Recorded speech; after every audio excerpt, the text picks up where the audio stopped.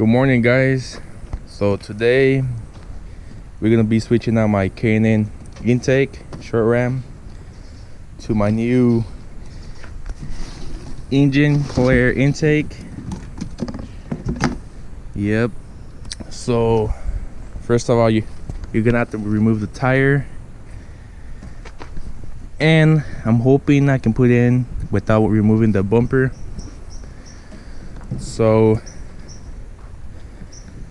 first off, I've always wanted to get the cold air intake. For me, I feel like the hot air of the engine, I think the car doesn't function as much as a cold air intake. And then the other thing is, I tried to do smog, but this one, it's from a 2002 2004 Acura RSX. So yeah, I couldn't do it, so I bought the cold air engine intake. So I'm hoping it's not as difficult. So yeah, let's see how hard it is. Alright guys, so first, like anything you're gonna do electrical and stuff like that, remove the battery. In this case, since the cold air intake is gonna go through here, I'm gonna remove it so I can have more space to work with. So let's do that.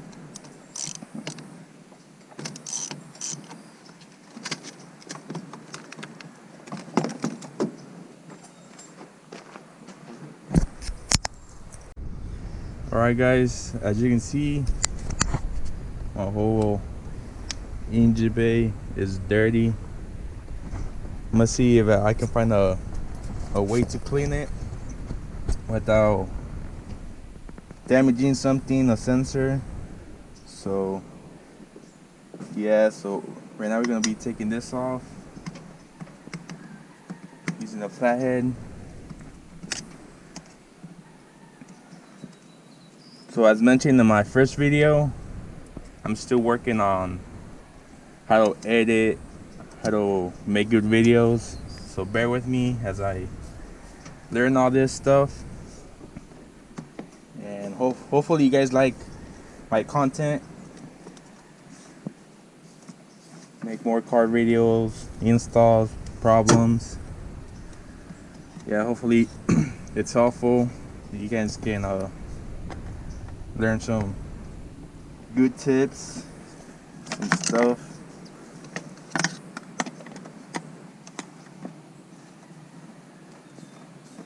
So yeah, this is a 2006 RSX Type-S.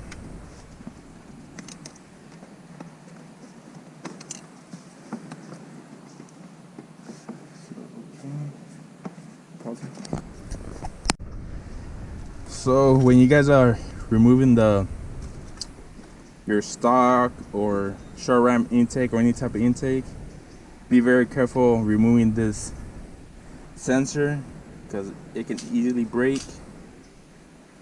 So just like twist it, wiggle it a little bit.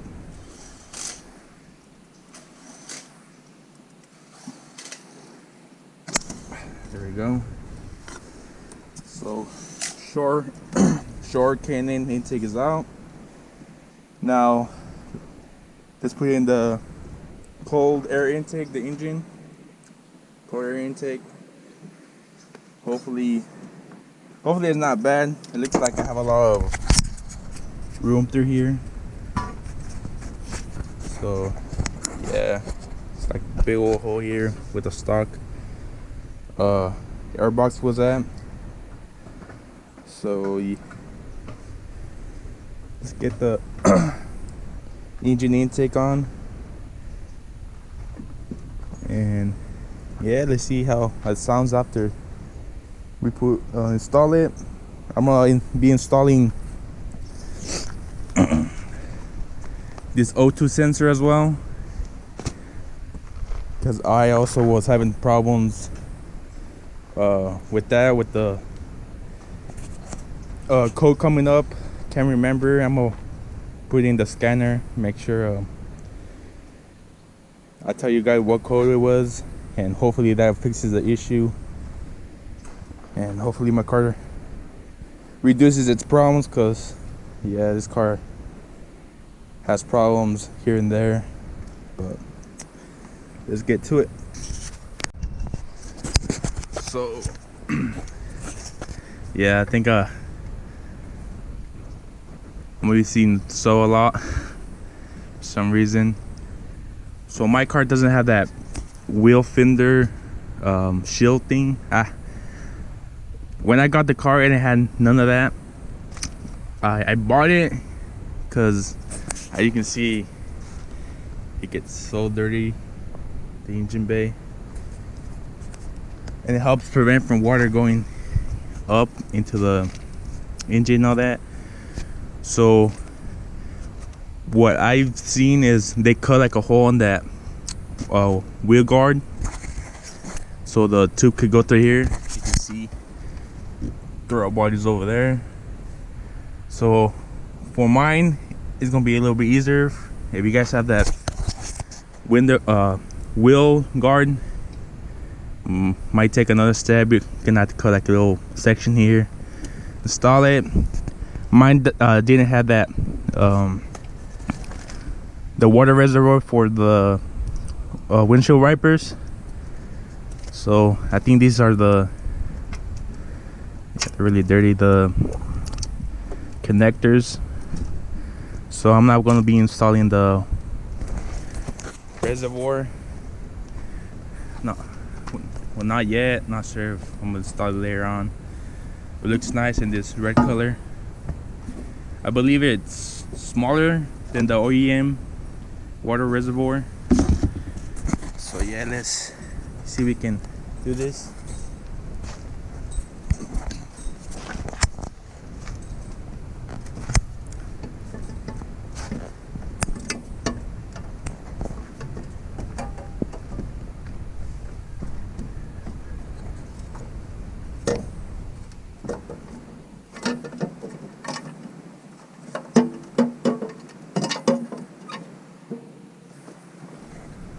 Right, so move there.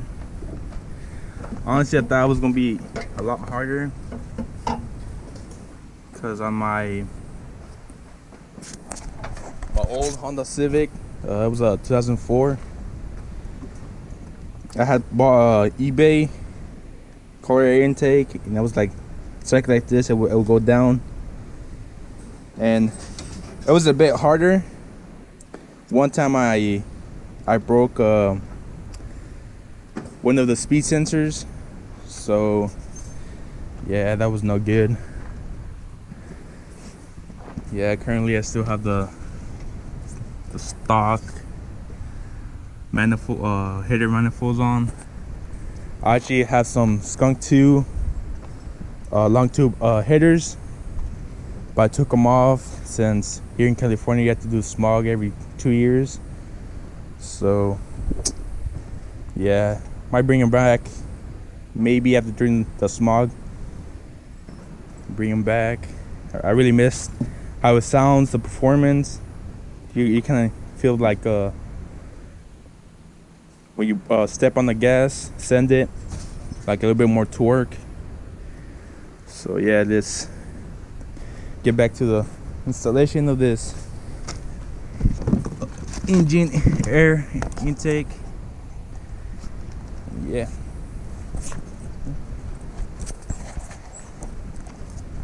Yeah, hopefully my cameraman over here is doing a great job.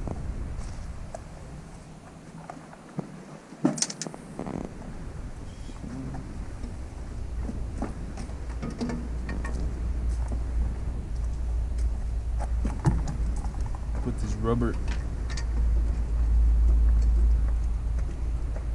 thing on.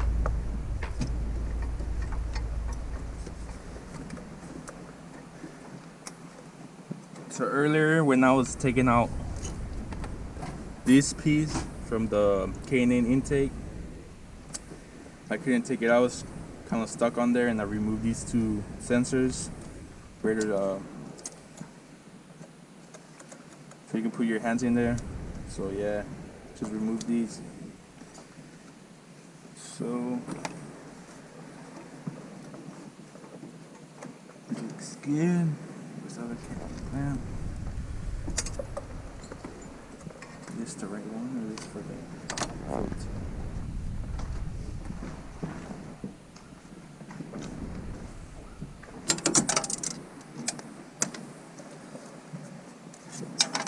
They're probably the same.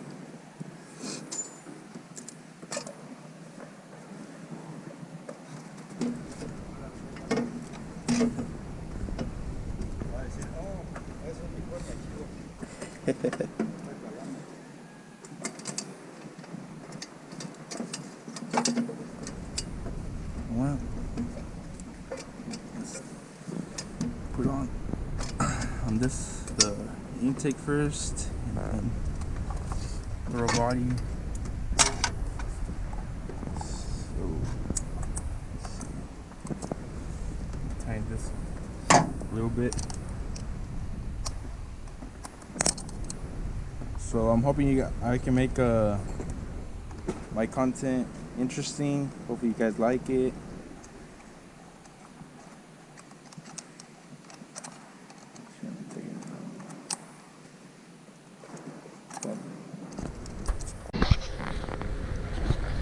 Alright guys, everything's installed.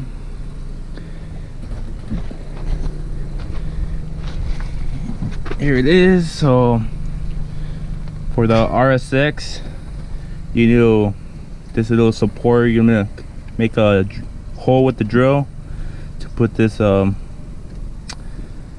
screw with this like rubber support.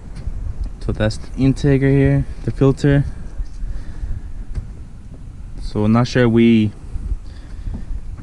didn't put on right, or that's how it's supposed to be down here. But it's not bad. You can air still go in through there.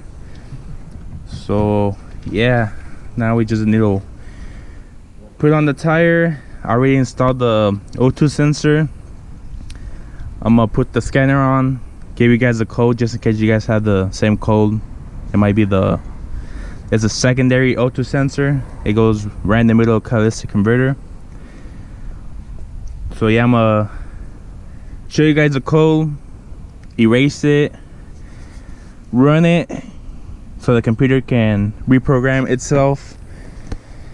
And yeah, hopefully if I have time today, not sure how much I have to run the car, so the O2 sensor can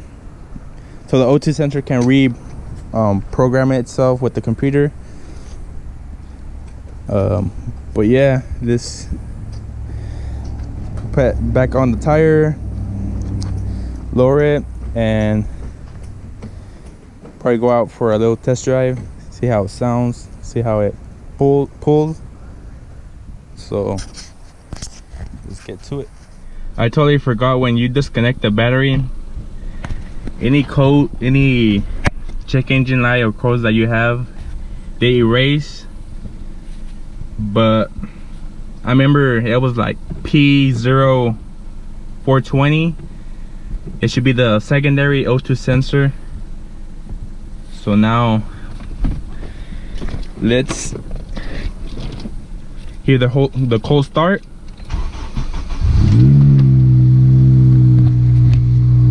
Pretty loud.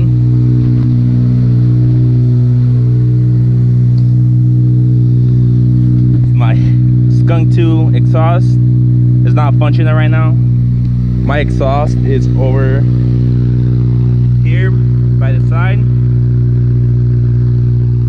It's over here by the side because the Skunk 2 headers I have, it went all the way back to a catback. So the Skunk 2 headers that had it was only two bolts, and the catalytic converter, it has 3, so it wouldn't fit. So I went to the junkyard. I found that little piece, and I just connected out the passenger door. That sounds pretty nice. it pops here and there.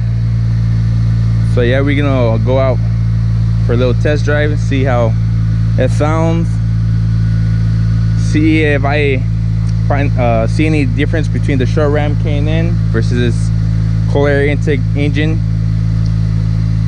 So yeah, let's leave it warm up for a bit and go onto the road. All right guys, so we're out here testing that engine cold air intake.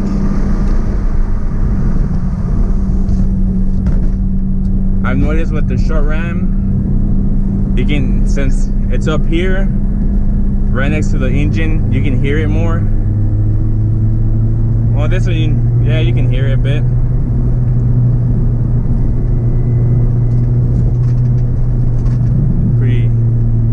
Grills are pretty messed up. See if I can find somewhere we can send it, see how loud is it, and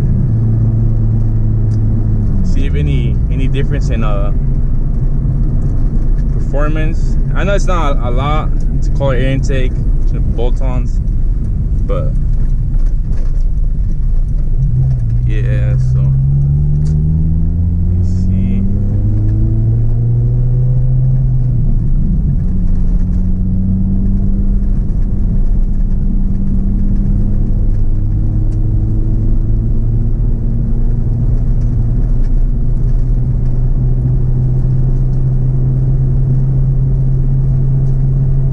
That VTEC as well.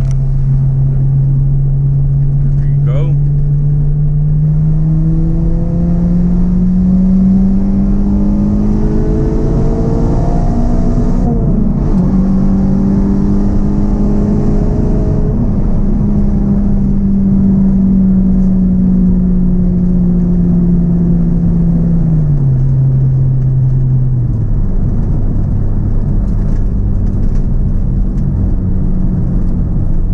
Feels pretty better. So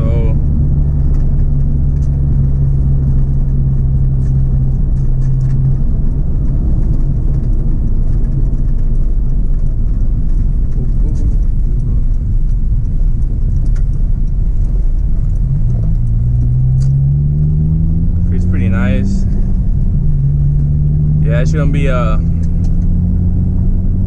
sending it too much, because last time I erased a auto sensor code that had an, I guess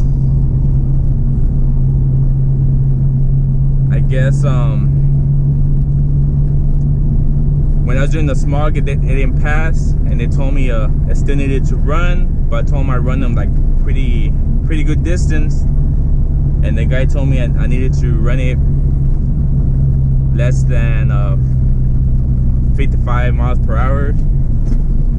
So I have to not send it too much, drive it normal, try to keep it at 55.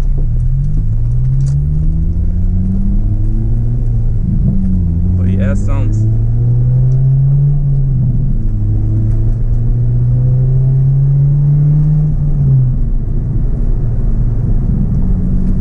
nice. Another issue I have right now is above, from 60 and above, my steering wheel starts to shake.